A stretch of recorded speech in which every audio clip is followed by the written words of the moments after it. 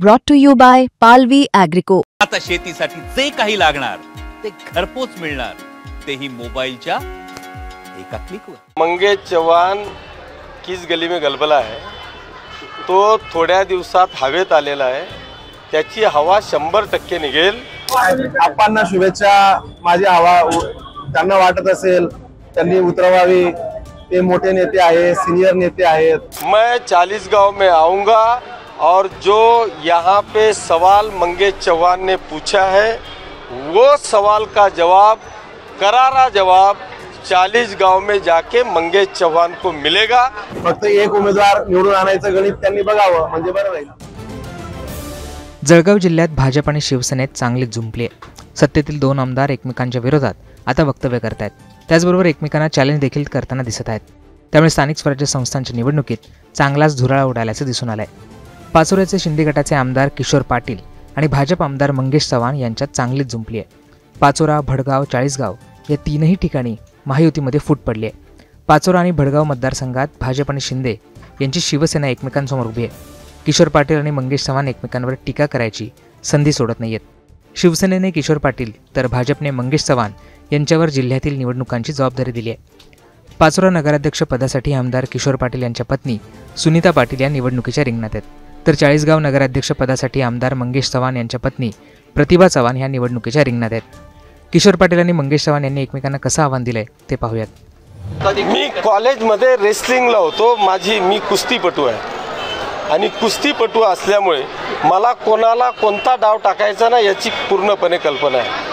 हे कितीही मल्ल आले तरी सगळ्यांना धोबी पछाड या पाचोरा शहरातल्या जनतेने आशीर्वादाने करेल याची मला 100% खात्री। मंगेश चव्हाणांनी आवाहन केलं होतं आप्पासाहेब तुम्हाला की तुम्ही या ठिकाणी तुमचे सीट निवडून आणा, तुमचा जाहीर सत्कार करेल, काय मंगेश चव्हाण हे मंगेश चव्हाण किस गली में गलबला है तो थोड्या दिवसात हवेत आलेला आहे।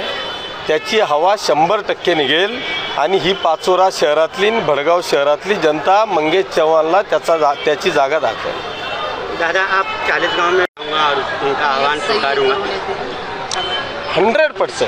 मैं 40 गांव में आऊँगा और जो यहाँ पे सवाल मंगेश चव्हाण ने पूछा है वो सवाल का जवाब, करारा जवाब 40 गांव में जाके मंगेश चव्हाण को मिलेगा। ये मैं आज भी आपके सामने कह रहा हूँ। आपणना शुभेच्छा। माझी हवा त्यांना वाटत असेल त्यांनी उतरवावी। ते मोठे नेते आहे, सीनियर नेते आहेत।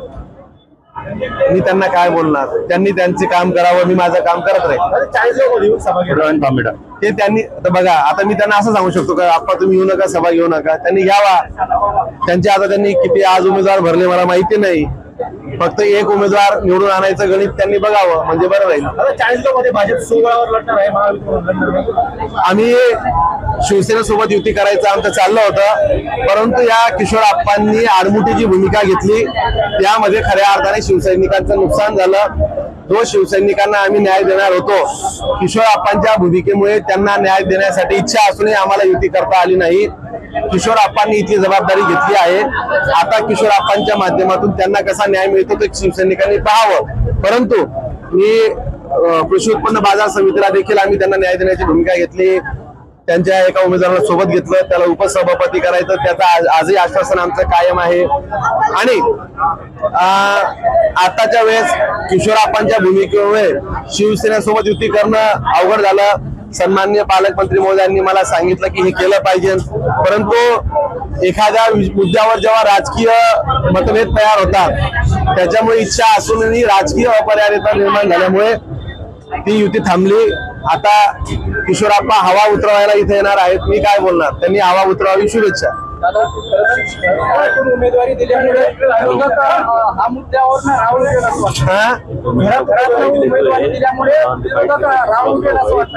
त्यांनी 50-60 वर्ष घरात राजकीय उमेदवारी दिली, त्यांना मी राजकीय सभांमधून उत्तर देईल।